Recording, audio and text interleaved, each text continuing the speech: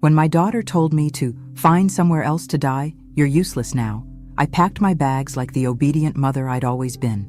3 days later, I was sitting in a lawyer's office discovering that my supposedly loving husband had played the longest game of chess in history.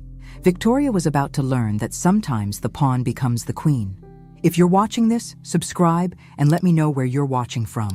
Let me tell you how I went from homeless widow to the woman holding all the cards. Because, honey, this story has more twists than a pretzel factory. 2 months ago, I was Margaret Sullivan, devoted wife of 43 years and mother to one spectacularly ungrateful daughter. When Robert died of a heart attack at 71, I thought my world was ending. Victoria swooped in during my grief like a vulture in designer clothes, cooing about how difficult this must be for me. "Mom, you can't possibly manage this big house alone," she'd said, her voice dripping with fake concern. The stairs, the maintenance, all those memories. It's not healthy. I should have seen the calculation behind her concern. Victoria had always been Robert's favorite, his little princess who could do no wrong. When she married that investment banker Kevin and started producing grandchildren, Robert doted on them all. Meanwhile, I was just the woman who cooked and cleaned and kept everything running smoothly. After the funeral, Victoria became increasingly insistent about my situation. She'd bring Kevin over for family dinners where they'd corner me with real estate pamphlets and retirement community brochures. "Mom, these places are wonderful. You'd have people your own age, activities, no responsibilities." What they meant was no inheritance to split, no inconvenient mother to deal with. The final blow came last Tuesday. I'd been living in what Victoria now called our house for 6 weeks since Robert's death, still sleeping in the guest room because I couldn't bear to pack up our bedroom. Victoria arrived unannounced with Kevin and 2 large suitcases. "Mom, we've made a decision. Kevin got the promotion, and we need to move into town immediately. This house is perfect for us." I stared at her, not quite comprehending. "Move in? But this is my home." Victoria's mask slipped for just a moment, revealing the cold calculation underneath. "Actually, Mom, according to Dad's will, I inherited everything. The house, the investments, all of it. I've been letting you stay here out of kindness, but it's time for you to find your own place." The words hit me like a physical blow. "Victoria, surely there's been some mistake." "No mistake. Dad knew I'd take better care of his legacy than you ever could. You never understood money or investments. You were just the wife, just the wife." 43 years reduced to those 3 words. That's when she delivered the killing blow. "Find somewhere else to die. You're useless now." I packed my things in a daze, 43 years of marriage fitting into 2 suitcases and a small box of photos. Victoria watched from the doorway, checking her watch like I was making her late for something important. "There's a nice senior complex on Maple Street," she offered with the enthusiasm of someone recommending a decent restaurant. "Very affordable. I'm sure they have openings." Affordable. My daughter was inheriting $33 million, and she was suggesting I check into what was essentially a welfare facility for the elderly. Kevin loaded my suitcases into their BMW with the efficiency of someone disposing of garbage. "Margaret, you'll love having your independence again," he said, not quite meeting my eyes. "No more worrying about house maintenance or property taxes. No more home," he meant. As we drove away, I watched my house, Robert's house, Victoria's house now, disappear in the rearview mirror. The irony wasn't lost on me. I'd spent 4 decades making that house a home, hosting Victoria's birthday parties, nursing Robert through his illness, maintaining every detail he cared about. Now I was being driven to a budget motel like an unwanted guest who'd overstayed her welcome. The Sunset Inn was exactly what you'd expect from a place charging $49 a night.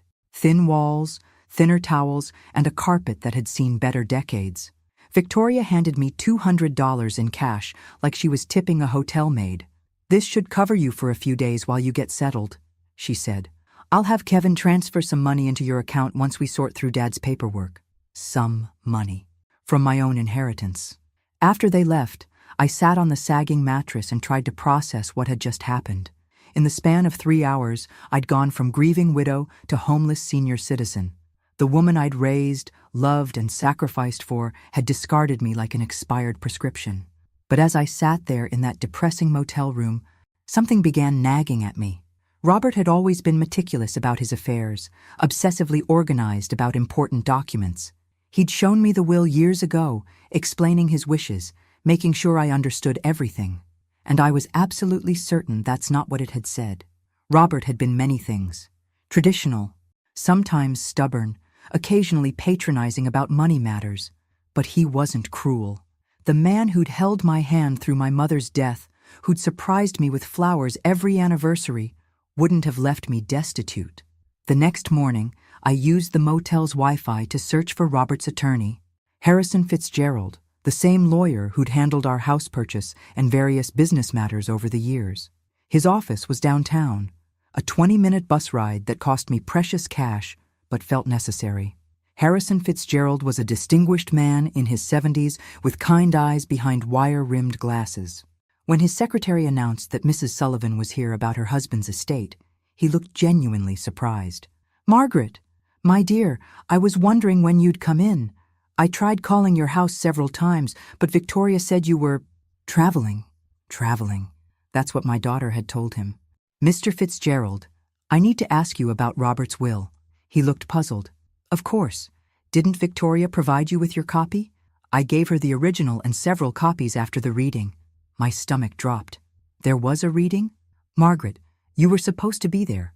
Victoria said you were too distraught, that she'd handle everything and make sure you received your inheritance." The blood drained from my face as the reality hit me. "Mr. Fitzgerald, I was never told about any reading. Victoria told me she inherited everything." Harrison Fitzgerald's expression shifted from confusion to alarm. He reached for a thick file folder, his movements suddenly urgent. "Margaret, that's impossible. Your husband's will is very specific about your inheritance." He pulled out a document I recognized, Robert's neat signature at the bottom, witnessed and notarized. But as Harrison began reading, I realized Victoria had lied about everything. "I, Robert James Sullivan, being of sound mind and body, do hereby bequeath to my beloved wife Margaret Ann Sullivan the following. Our primary residence at 847 Oakwood Drive, including all furnishings and personal effects. Additionally, I leave her 70% of all financial assets, investments and accounts, totaling approximately $23 million. My head started spinning. $23 million. The house, 70% of everything. Harrison continued reading, his voice growing more serious. "To my daughter Victoria Sullivan Hayes, I leave $10 million, to be held in trust with distributions beginning on her 45th birthday, contingent upon her treatment of her mother following my death, contingent upon her treatment of me." Robert had known. Somehow, he'd known exactly what Victoria would try to do. "Mr. Fitzgerald," I whispered, "Victoria told me I inherited nothing. She moved into my house. She gave me $200 and suggested I find a senior facility." The elderly lawyer's face flushed with anger. "Margaret, what Victoria has done is called elder abuse and fraud. She's committed multiple felonies. But she had legal documents. She showed me papers. Forged, most likely. Or documents from an earlier draft. Your husband updated his will 6 months before his death, specifically because he was concerned about Victoria's attitude toward money and her sense of entitlement." The room was spinning. All those times Victoria had dismissed my opinions, talked over me during family dinners, rolled her eyes when I tried to contribute to conversations about their expensive vacations or Kevin's business deals. Robert had been watching, evaluating, making decisions. "There's more, Margaret. The trust provision for Victoria specifically states that if she fails to treat you with respect and dignity following my death, the entire $10 million reverts to you instead." I stared at him in shock. "Are you saying—" "I'm saying your daughter just cost herself $10 million. Her inheritance is now yours as well. You're not inheriting $23 million, Margaret. You're inheriting $33 million, plus the house and all personal property." The irony was so perfect it was almost funny. Victoria had been so eager to claim her inheritance that she'd triggered the exact clause designed to protect me from her greed. "What do I do now?" I asked, my voice barely steady. Harrison smiled, and for the first time since Robert's death, I saw genuine warmth directed at me. "Now, my dear, we call the police about the fraud." And then we call Victoria and inform her that she's about to receive the shock of her life. Can she fight this? With what money? She's about to discover that every account she thought she controlled actually belongs to you. Every investment, every bank account, every asset except your house is frozen pending investigation of her fraudulent activities. I thought about Victoria in my house, probably already planning renovations, shopping for new furniture with money she thought was hers. Kevin was probably calculating how the inheritance would affect his investment portfolio. They had no idea that in about 6 hours, their entire world was going to implode. Harrison Fitzgerald's office became command central for what he cheerfully called Operation Justice. He contacted the police, the banks, and a private investigator while I sat in his leather chair, still processing the magnitude of Victoria's deception. The forged documents are quite sophisticated, Detective Rodriguez explained as she reviewed the fake will Victoria had shown me. This wasn't a spur-of-the-moment crime. Someone planned this carefully. You think Victoria had help? I asked. Almost certainly. Creating convincing legal forgeries requires specific knowledge and connections.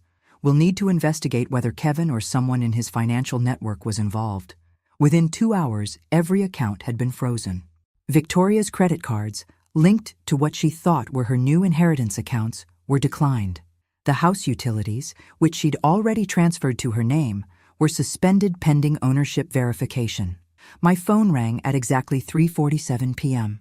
Victoria's name flashed on the screen. "Mom, where are you?" "There's some kind of mix-up with the bank accounts. They're saying Daddy's assets are frozen." "Hello, Victoria. I'm sitting in Harrison Fitzgerald's office. You remember him? Daddy's attorney, the one who read the real will to an empty room while you told him I was traveling." Silence. Then, "Mom, I don't know what you think you discovered, but I discovered that you're a liar and a thief, sweetheart. I also discovered that your father was much smarter than either of us realized. You don't understand.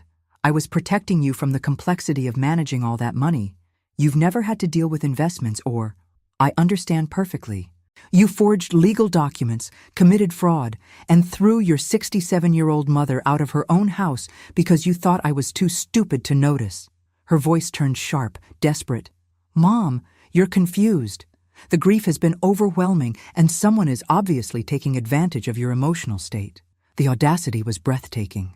Even caught red-handed, Victoria was trying to manipulate me. "Victoria, dear, let me clarify something for you. Not only did you never inherit anything, but your actual inheritance, the $10 million your father left you, is now mine as well, thanks to a lovely clause he included about treating me with dignity and respect." "That's impossible. Detective Rodriguez is sitting right here if you'd like to discuss the impossibility of fraud charges with her." The phone went quiet. I could almost hear Victoria's mind racing, calculating, searching for an angle. "Mom, please, can we meet somewhere and talk about this reasonably? I'm sure we can work something out." "Oh, we'll definitely be meeting soon. At the courthouse, when you're arraigned. You wouldn't dare press charges against your own daughter." Something cold and final crystallized in my chest. "Watch me." I hung up and looked at Harrison, who was beaming with approval. "How long before she's arrested?" "Detective Rodriguez has enough evidence for a warrant. They'll pick her up this evening." "And Kevin?" "His financial records are being subpoenaed. If he participated in creating those documents, he'll face charges too." My phone buzzed with a text from Victoria. "Mom, please don't do this. Think about the grandchildren." I showed the message to Detective Rodriguez, who smiled grimly. "Emotional manipulation. Classic behavior pattern for this type of crime." I typed back, "I'm thinking about them.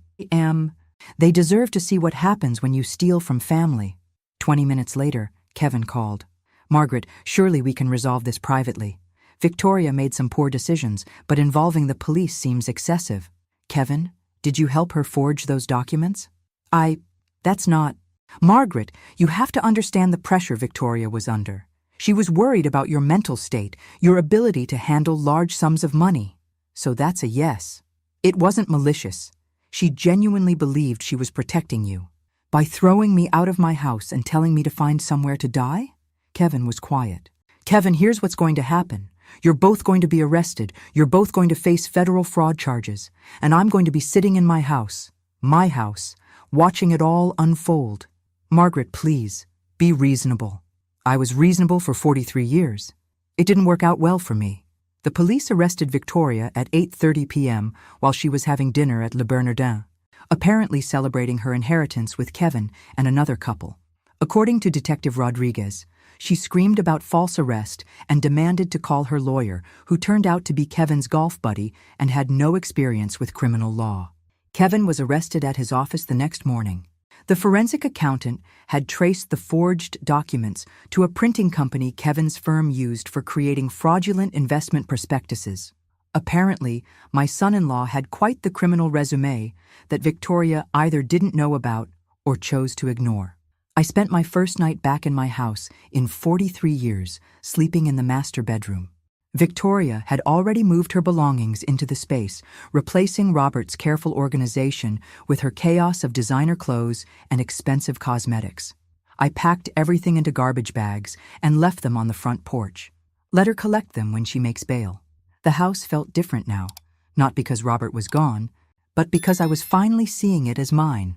For decades, I'd maintained it as Robert's sanctuary, designed around his preferences, his needs, his vision of how we should live.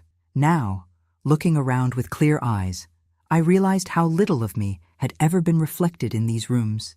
That was about to change. Harrison called around noon with updates. Victoria's bail is set at $50,000.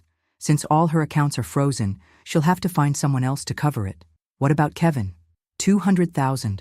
Apparently the judge wasn't impressed with his history of financial crimes. Who knew your son-in-law had been under investigation for securities fraud? I certainly hadn't known. But then again, I'd been excluded from most family financial discussions. Victoria and Kevin had always spoken to me like I was a child when money came up, simplifying concepts they assumed I couldn't understand. They were about to learn how much I'd actually understood. Harrison, I want to make some changes to the house. Victoria had contractors lined up to renovate. I'd like to proceed with some of those plans, but with my own vision. Excellent idea. It's your home now, Margaret. Do whatever makes you happy. What made me happy, I realized, was the idea of undoing every assumption Victoria had made about my inheritance. She planned to gut the kitchen, replace the hardwood floors, and convert Robert's study into a wine cellar.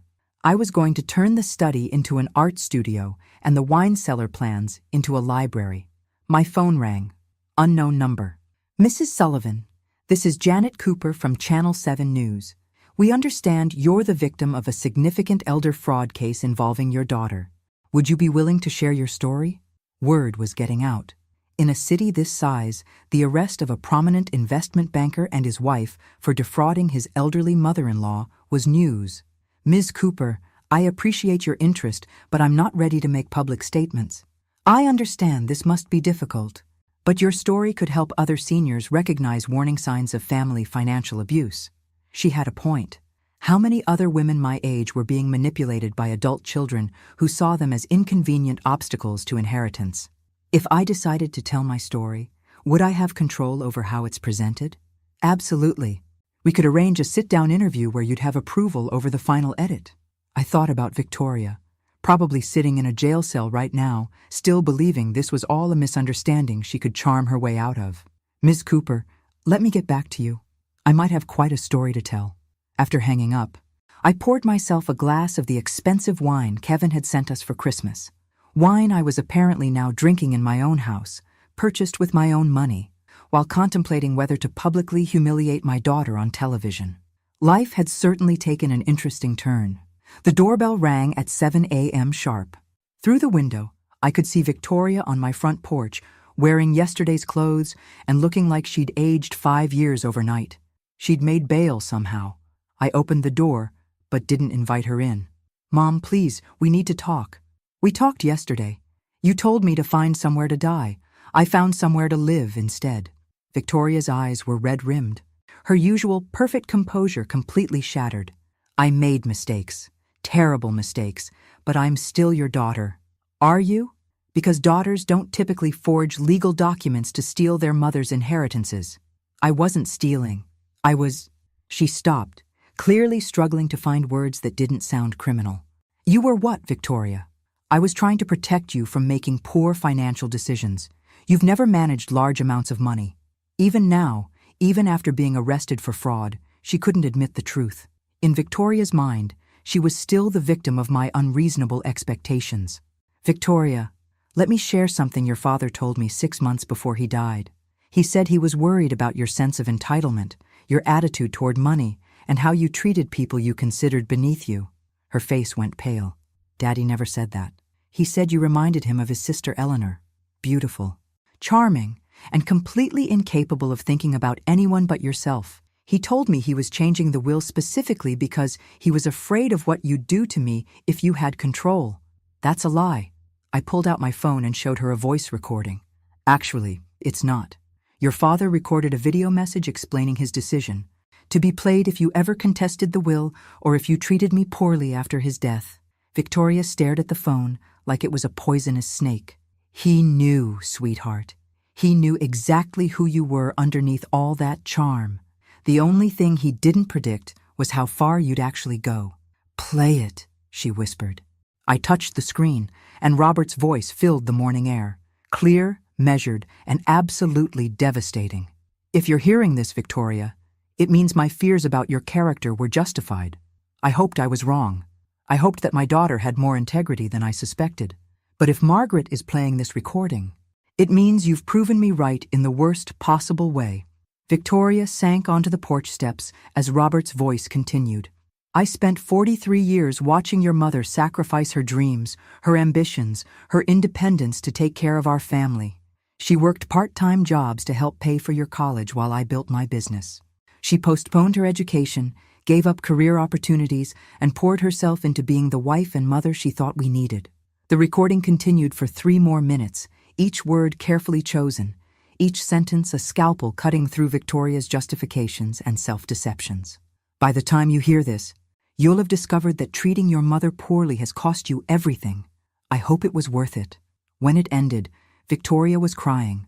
Not the pretty tears she'd used to manipulate people since childhood, but ugly, broken sobs. He hated me, she whispered.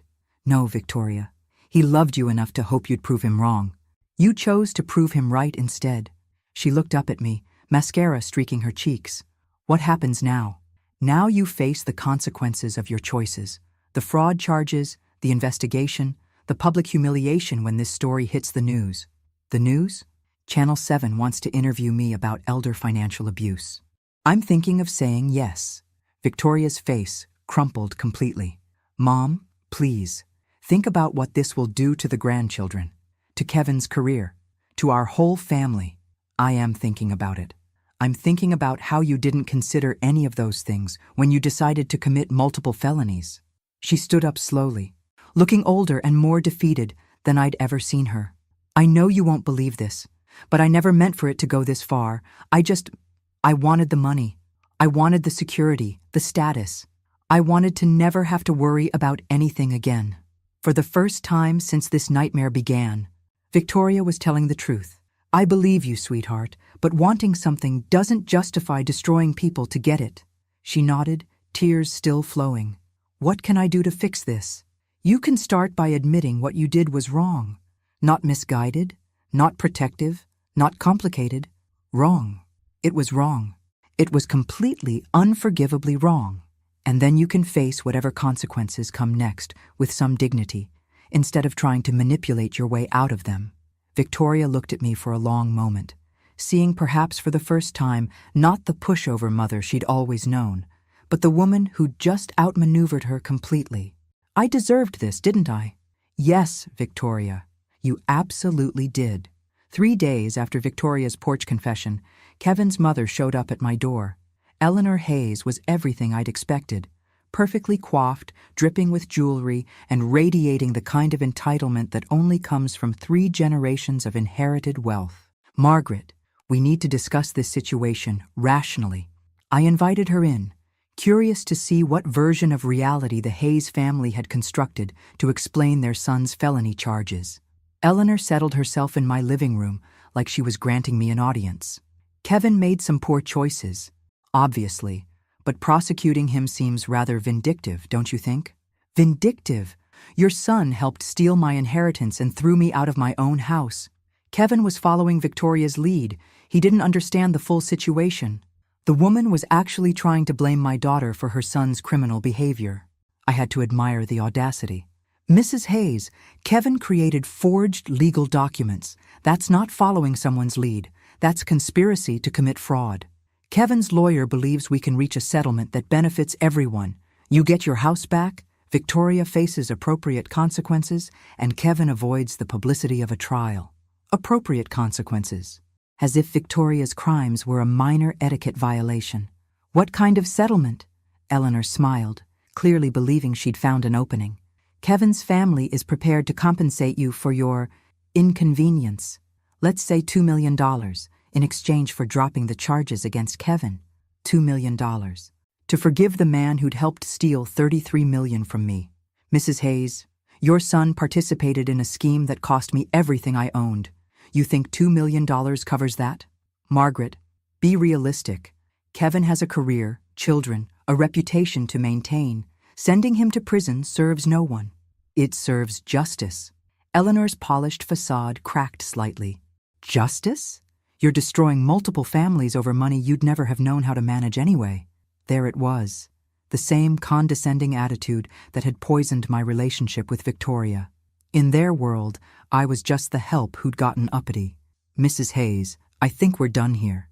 Margaret, please reconsider. $5 million. Final offer. $5 million to let Kevin walk free. The amount was staggering, but the principle was non-negotiable. My answer is no. Eleanor stood, her composure completely restored. Very well, but you should know that Kevin's legal team has found some interesting information about your husband's business practices. It would be unfortunate if that became public during the trial. The threat was clear, but I felt no fear. Only curiosity. What kind of information? The kind that might make you reconsider who the real criminal in this situation was. After she left, I called Harrison immediately. Margaret, whatever they think they've found, it doesn't change the facts of Victoria and Kevin's crimes. But could it affect the case? Potentially. If they can muddy the waters enough, create doubt about Robert's character or business practices, it might influence a jury. I thought about Robert, about our marriage, about all the secrets that might be buried in 43 years of shared life. Harrison, I want to know everything about Robert's business, every deal, every partnership, every potential irregularity. Margaret, are you sure? Sometimes the past is better left alone. The Hayes family is threatening to drag Robert's memory through the mud to protect their criminal son. I'd rather know the truth first. That evening, I sat in Robert's study, my study now, and began going through his files systematically. Robert had been meticulously organized, every document dated and categorized. But as I dug deeper into his business records, I began finding things that didn't quite make sense. Payments to shell companies, consulting fees that seemed excessive, partnerships with firms that appeared to exist only on paper. By midnight, I'd discovered something that changed everything I thought I knew about my husband. The private investigator Harrison recommended was a sharp-eyed woman named Carol Chen, who specialized in financial crimes. She spent 6 hours in Robert's study, photographing documents and building what she called the real picture of my husband's business empire. Mrs. Sullivan, your husband was running a sophisticated money laundering operation through his consulting firm. We're talking about millions of dollars in illegal transactions over the past decade.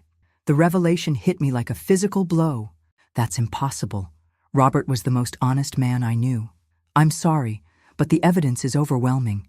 He was washing money for organized crime families, using his legitimate business as a front. I stared at the documents spread across Robert's desk. Invoices for services never rendered, consulting contracts with companies that didn't exist, payment schedules that corresponded with known criminal activities. How long has this been going on? Based on these records, at least 12 years, probably longer. 12 years. While I was planning dinner parties and attending charity galas, my husband was facilitating criminal enterprises. Mrs. Sullivan, there's more. The $10 million Robert left Victoria, that money came directly from laundered funds. If the FBI discovers this, they'll seize everything as proceeds of criminal activity. The room started spinning. Everything? The house? The investments? All of it. Unless what? Carol looked uncomfortable. Unless Victoria and Kevin's legal team already knows about this and is planning to use it as leverage. If they tip off the FBI about your husband's crimes, they might be able to negotiate immunity in exchange for cooperation. My daughter and her husband weren't just thieves. They were holding a nuclear weapon over my head. What are my options? Legally? You could contact the FBI yourself, come forward voluntarily, and hope for leniency. You'd lose most of the money, but you might keep the house. And if I don't? Victoria and Kevin's lawyers will probably leak this information strategically. You'll lose everything anyway. But you'll also face potential charges for unknowingly benefiting from criminal activity. I thought about Eleanor Hayes' smug confidence, her certainty that I'd accept their settlement offer. They'd known about Robert's crimes all along. Carol, how did they find out about this? Kevin's an investment banker. He'd have recognized the patterns in your husband's financial records. The question is, what are they planning to do with this information? My phone rang. Victoria's number. Mom, we need to meet. Tonight. There are things you need to know about Daddy that change everything. I already know. Victoria. Silence. Then, you know what? I know about the money laundering. I know about the criminal connections. I know that everything your father left us is tainted. Mom, listen to me carefully. Kevin's lawyers have been in contact with the FBI. They're willing to let us renegotiate our situation. What kind of renegotiation? Kevin gets immunity in exchange for providing information about Daddy's criminal network. You get to keep $5 million and the house. The rest goes to the government. And you? The fraud charges disappear. We all walk away from this mess. It was brilliant. In a sociopathic way, Victoria had turned my moral victory into her strategic advantage. Victoria, you're asking me to help you profit from your crimes by exploiting Daddy's crimes. I'm asking you to be practical. The alternative is losing everything and potentially facing charges yourself. I looked around Robert's study, seeing it clearly for the first time. The expensive furniture, the rare books, the art collection, all of it purchased with blood money. I need time to think. Mom, the FBI meeting is tomorrow morning. Kevin's lawyer needs an answer tonight. After hanging up, I sat in the darkness of Robert's study, surrounded by the evidence of his double life. 43 years of marriage to a stranger. A daughter who'd inherited more than money from her father. She'd inherited his talent for deception. But she'd made one crucial mistake. She'd underestimated who I was when my back was against the wall. I picked up the phone and dialed Carol Chen. Carol, how quickly can you get me a meeting with the FBI?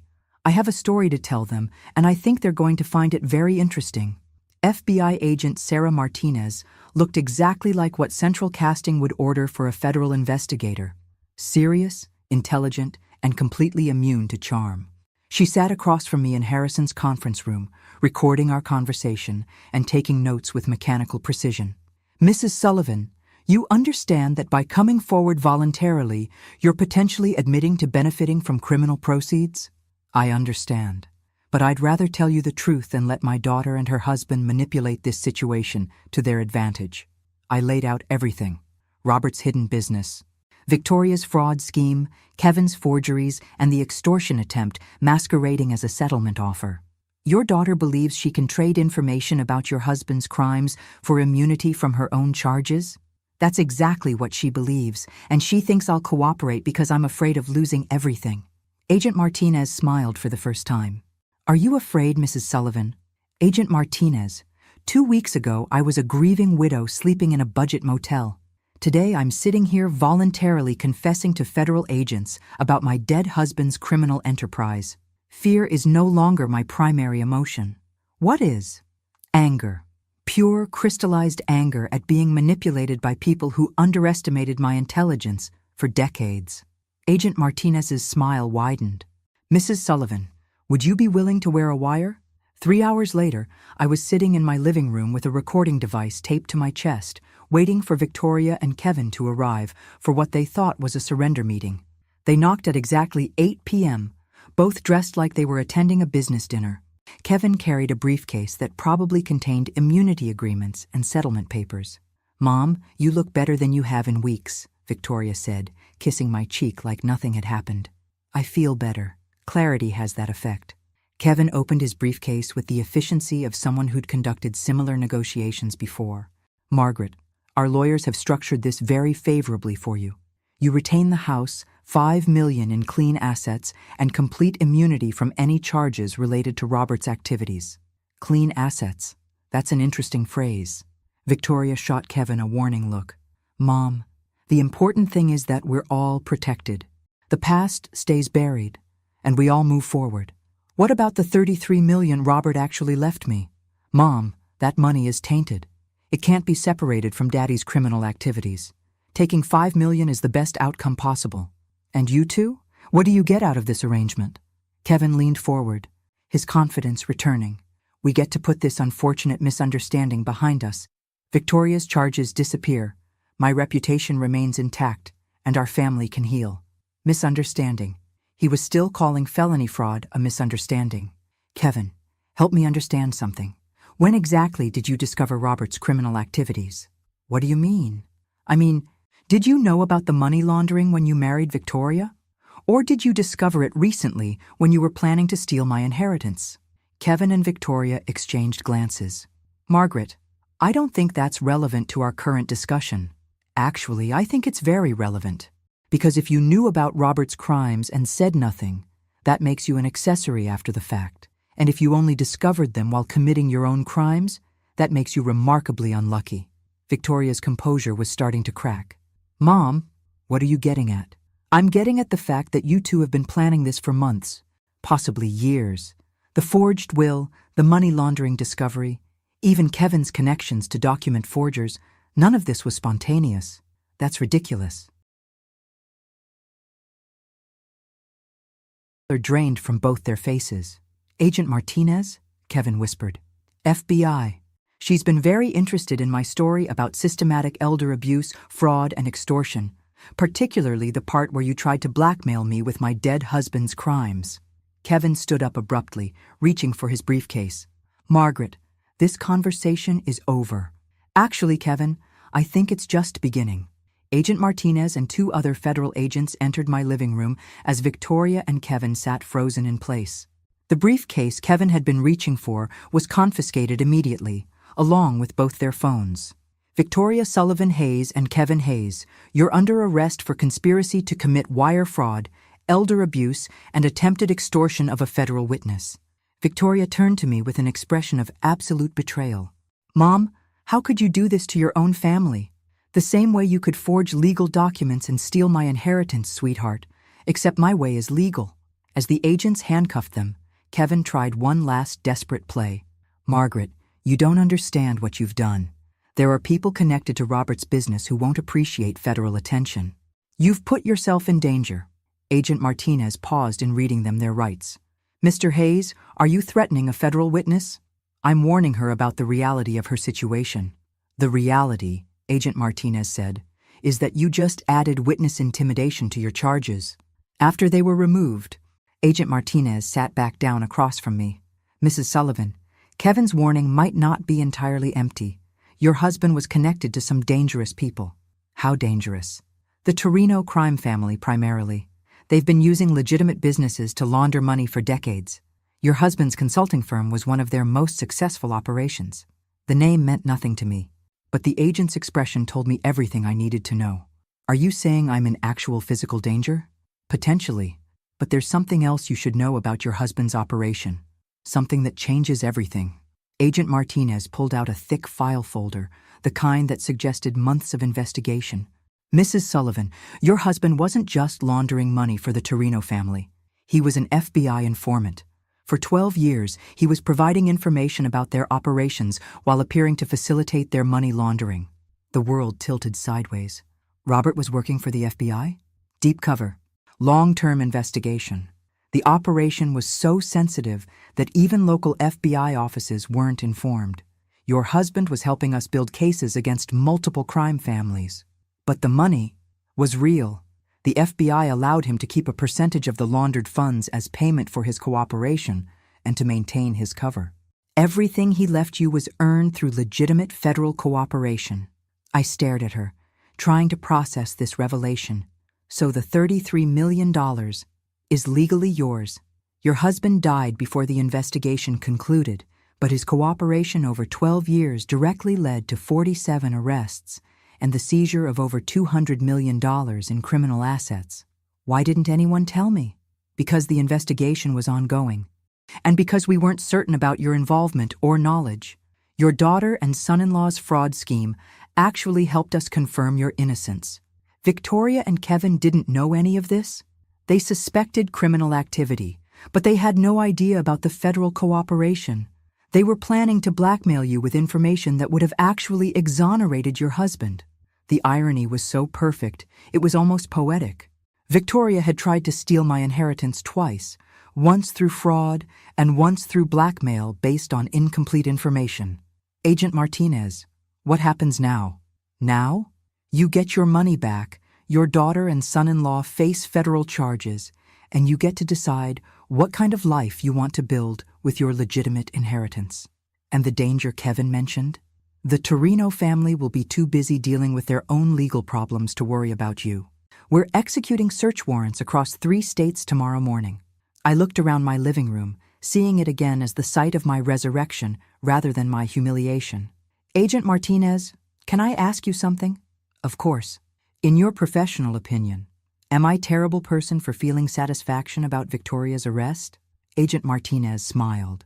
Mrs. Sullivan, in my professional opinion, you're a woman who refused to be victimized. That's not terrible. That's inspiring. 6 months later, I stood in the kitchen of my renovated house, making coffee for 2. The morning sun streamed through new windows that actually opened properly, illuminating countertops I'd chosen myself for the first time in 43 years. Good morning, Margaret. Dr. Sarah Chen, Carol's sister and my new financial advisor, appeared in the doorway, carrying a thick folder of investment reports. Good morning, Sarah. Ready for our quarterly review?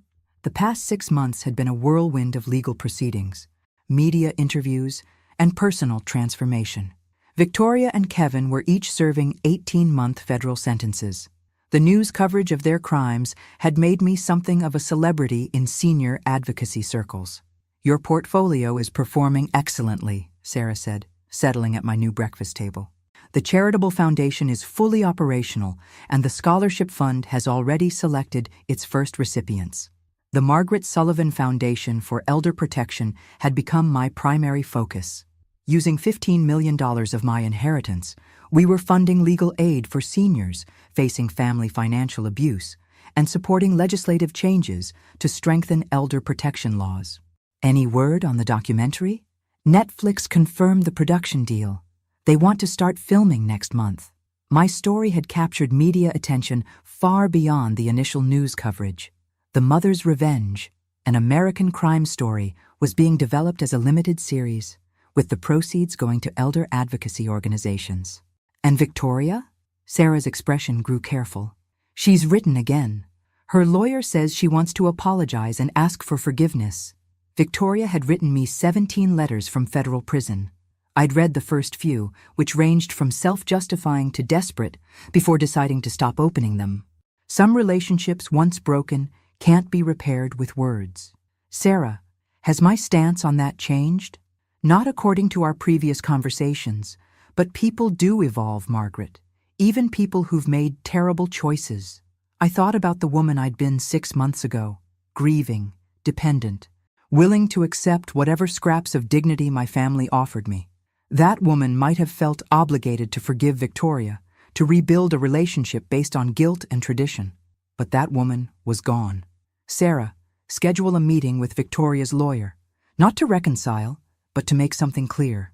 What kind of thing? I want Victoria to understand that her actions had consequences beyond legal punishment. I want her to know that she destroyed our relationship permanently, and that her children will grow up knowing why their mother went to prison. That seems harsh. Good. It's supposed to be harsh. Victoria made adult choices that hurt people she was supposed to love. She doesn't get to escape the emotional consequences just because she's written some prison letters. Sarah made notes in her leather portfolio. And the grandchildren? Victoria's requested supervised visits with them. My relationship with Victoria's children will be based on their choices when they're adults, not their mother's rehabilitation efforts. The doorbell rang. Through the window, I could see a delivery truck with a large package. Must be the new furniture for the studio, I told Sarah. The art studio had been my favorite renovation project. Robert's former den was now a bright, airy space where I was rediscovering my love of painting, something I'd abandoned when I got married and assumed the role of supporting wife and mother. Margaret, can I ask you something personal? Of course. Do you ever regret how this all played out? The prison sentences, the media attention, the permanent family estrangement? I considered the question while signing for my delivery. 6 months ago, I'd been invisible, a widow with no money, no home, and no prospects. Today, I was a millionaire philanthropist with a foundation, a documentary deal, and a purpose that extended far beyond my own survival. Sarah, my daughter, tried to steal everything I owned and leave me homeless. My son-in-law created forged documents and threatened me with blackmail. They showed me exactly who they were when they thought I was powerless to stop them. But they're still family. No, they're still DNA. Family are the people who protect you when you're vulnerable, not the people who exploit your vulnerability for profit. Sarah closed her portfolio, satisfied with my response. Besides, I added, look what I became when I stopped allowing them to define my worth. After Sarah left, I walked through my house, really my house now, decorated according to my taste, organized around my priorities. In the art studio, I uncovered my latest painting, a self-portrait of a woman standing in bright sunlight, her face turned toward the future. The woman in the painting looked nothing like the grieving widow who'd packed her life into 2 suitcases 6 months ago. This woman looked powerful, independent, unafraid. She looked like someone who'd learned that the best revenge isn't getting even. It's becoming everything your enemies never thought you could be. Outside, the sun was setting behind trees I'd planted myself in soil that belonged to me, on property I'd defended through intelligence and courage, rather than inherited through marriage or birth. Tomorrow, I'd continue building the life I'd chosen, rather than the life others had planned for me. And if Victoria wanted to rebuild a relationship with this woman, she'd better bring a lot more than prison letters and hollow apologies. She'd better bring a complete transformation, one that matched my own. Thanks for listening. Don't forget to subscribe and feel free to share your story in the comments. Your voice matters.